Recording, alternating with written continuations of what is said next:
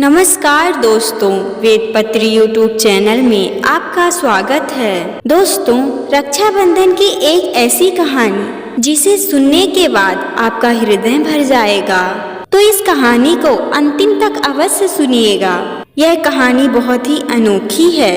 दोस्तों, सोनपुरी नाम का एक राज्य था जहाँ पर एक बहुत ही धनी सेठ रहता था। सेठ के 4 पुत्र थे। चारों पुत्र सेठ का कामकाज संभाला करते थे। सेठ के चारों पुत्रों में से 3 पुत्रों का विवाह हो चुका था, लेकिन जो चौथा पुत्र था उसका विवाह नहीं हुआ था। एक दिन सेठ के घर में सेठ के छोटे पुत्र के लिए एक कन्या का रिश्ता आया। सेठ उस रिश्ते के लिए मान जाता है और अपने पुत्र का विवाह उस कन्या के साथ कर देता है। सेठ की छोटी बहू बहुत ही सुंदर एवं गुणवान थी। वह सेठ की सेवा करती और घर का पूरा काम किया करती थी। छोटी बहू भगवान भोलेनाथ की बहुत बड़ी भक्त थी। वह उनकी पूजा अर्चा करती और उन पर श्रद्धा विश्वास रखती। एक दिन छोटी बहू घर के आंगन में झाड़ू लगा रही होती है। तभी उसकी जेठानियाँ अपने पति से अपने अपने मायके के लिए बहुत सारा सामान मंगवाती हैं। यह देख के छोटी बहू कहती है, दीदी, आप लोग कहीं जा रही हैं क्या? यह सुन के जेठानियाँ कहती हैं, हम सभी अपने अपने मायके जा रही हैं। रक्षाबंधन का त्योहार कल है, इसलिए हम अपने भाइयों को राखी बांधने जाएंगी। तभी मझली जेठानी कहती है, हम सभी तो अपने अपने मायके चली जाएंगी, लेकिन तुम तो घर में ही रहोगी। तुम घर का सारा काम करके रखना, हम राखी बांध के जल्दी ही आ जाएंगे। मझली जेठानी कहती है कि तुम्हारा तो कोई भाई ही नहीं है, तो तुम क्या अपने मायके जाओगी?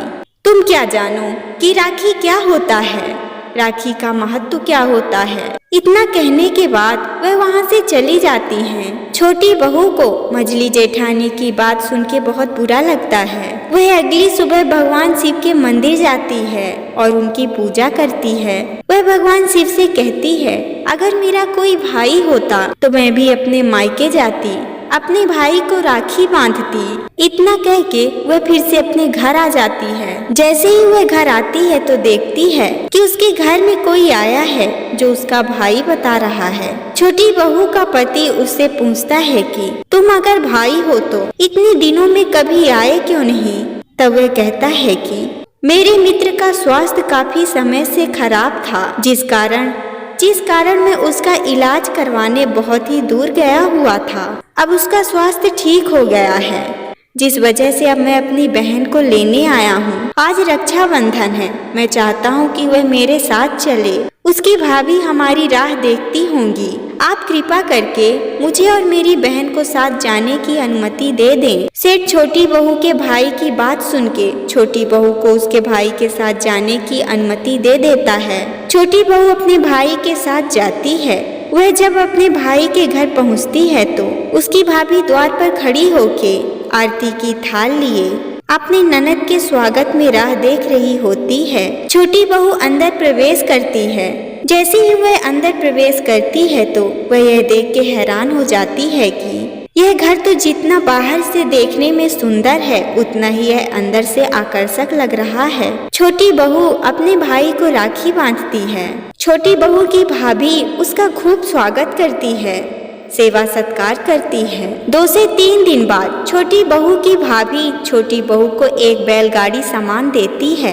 वह बैलगाड़ी सामानों से लदी रहती है, जिसमें बहुत सारा सोना चांदी रहता है, हीरे मोती जेवर और बहुत ही खूबसूरत वस्त्र भी रहते हैं। काफी सारा धन देके वह छोटी बहू को विदा करते हैं। छोटी बहू गरीब परिवार की थी, जिस वजह से उसकी सभी जेठानियाँ उसे रोज ताने दिया करती थी। छोटी बहू के माता पिता नहीं थे। उसका विवाह उसके चाचा चाचियों ने किया था। उसके गुणों के कारण सेठ ने अपने छोटे पुत्र का विवाह उससे कर दिया था, लेकिन गरीब होने के कारण उसे रोज अपनी जेठानियों से ताना सुनने के लिए मिलता।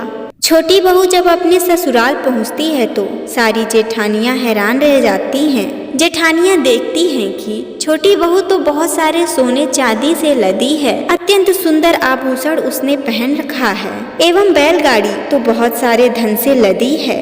यह देखकर जेठानी अपने छोटे देवर को भड़काने लगती हैं।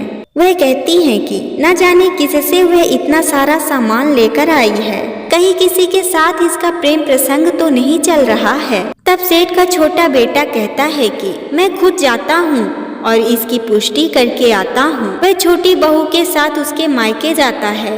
छोटी बहू के भाई भाभी अंदर रहते हैं। जब उन्हें पता चलता है कि छोटी बहू का पति आया है, तब वह बाहर आते हैं। छोटी बहू का पति उन्हें देखकर तब वह उन्हें प्रणाम करता है और उनसे मिलने के बाद वह वापस चला आता है। वह अपने घर पहुंच करके सारी बातों को अपने पिता से कहता है।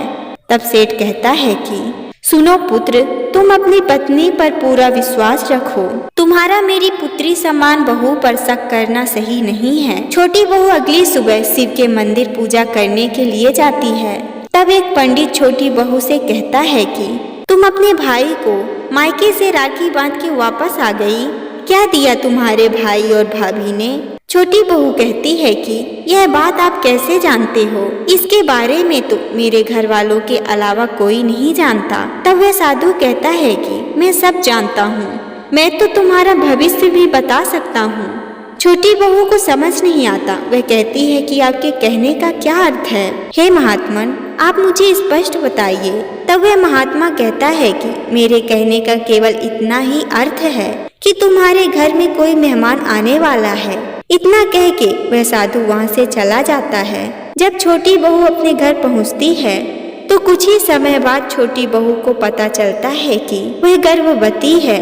9 महीने बाद छोटी बहू एक बहुत ही सुंदर पुत्र को जन्म देती है। दोस्तों, वह छोटी बहू का भाई एवं भाभी और कोई नहीं बल्कि भगवान शिव और माता पार्वती थे। एवं वह साधु जो मंदिर में मिला था वह भी भगवान शिव ही थे। जिस प्रकार भगवान शिव ने छोटी बहू पे अपनी कृपा बरसाई, उसी प्रकार संसार के हर प्राणी पर भगवान शिव अपनी कृपा बरसाएं। दोस्तों, यह कहानी आपको कैसी लगी हमें कमेंट में जरूर बताएं। और अगर आप हमारे चैनल पर पहली बार आए हैं तो वीडियो को लाइक एवं चैनल को सब्सक्राइब कर दें। और जाते जाते कमेंट बॉक्स में जय श्री राधे कृष्णा, हर हर महादेव लिखना ना भूलें।